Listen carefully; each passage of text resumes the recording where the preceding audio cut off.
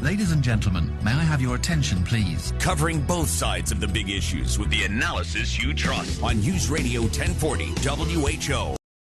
A spokesperson for the second largest shipping company in the world says that we are now about to enter a period of decline in global trade that could last well into the next year.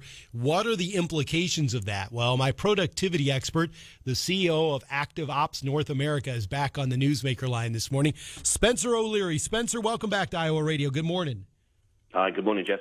What do you expect companies to start to do as they really start to anticipate, Spencer, a decline in the global economy over the next year? Well, as you just introduced, Jeff, global shipping is an indicator that things are slowing down. And we did a survey ourselves, a global survey, a couple of thousand managers, to ask about the question you just asked me, which was firstly, how many of them are anticipating a slowdown coming, and then how many of them have started preparing for that. A startling 77% of people said they were expecting it to come, but only 9% of people had started preparing for it, which is a bit of a worrying statistic. So what I'm encouraging all of my customers and my prospects and people listening today to do is to at least start thinking about what plans they might put in place and what actions they might take if the economy slows down to a level that causes recession as we go into the early part of 2023. Well, and Spencer, I guess what worries me as a working guy is, if my company's not preparing for the slowdown, does that mean announcements of layoffs, and that's going to be the plan? What are you thinking?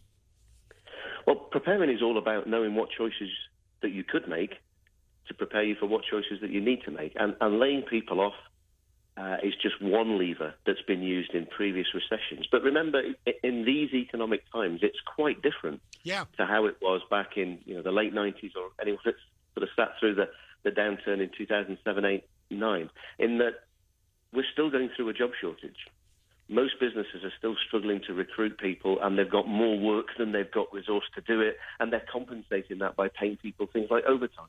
So laying people off really is a last resort. Let's not forget how much it costs to recruit people and train them and get them to a certain level of productivity. So for anyone who's planning the recession, the last lever they should pull is downsizing the resource pool they've got. There's many more things they can do before that to basically maybe do more work with the same resource rather doing the same amount of work with less resource. So think about what some of those options are.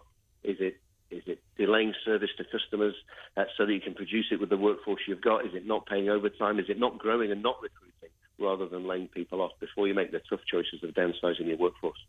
Spencer, I'm so glad that you addressed that because, here in Iowa, I can go to the Iowa Workforce Development website right now, and there's 80,000 open jobs. So it's so interesting to have an economic slowdown and a labor shortage at the exact same time. Now, what was interesting about what you just said, and again, I'm reflecting on how this is going to reflect on the consumer. You say, okay, we're not going to cut our staff, but we're going to keep it the same number, which means the consumer can expect that maybe there's longer waits to get items and things like that the companies are going to have to urge patience among their customers. Do you see that happening? I do see that, and again, there's different parameters you can reflect. It never ceases to astound me the rate of change we expect to see as customers. Consumer life today isn't about expecting the same this month in terms of service as I expected last month. It's not that many months and years ago that we were kind of okay with a home delivery service bringing things in 2 days. Now I hear, particularly my kids, they're shouting at me when it takes 2 hours to the front door. So maybe what we need to do as consumers is just not reduce our level of expectation, but reduce our level of change of expectation as things go forward over the next year. If we exit 23 with the same levels of service, the same levels of home delivery expectation that we did when we exited 22, we've managed to preserve workforce. As you say, there's still a labour shortage. People are still struggling to recruit people. Yeah. If we can get organisations just to produce the same, if not a little bit more, with the same workforce they've got, by improving things like productivity, that's not a bad outcome for a year as we go through recession. Spencer O'Leary, CEO of Active Ops North America. Spencer's constantly surveying companies around the country, which is why I love talking to him about these issues. Spencer, thanks very much for joining me today.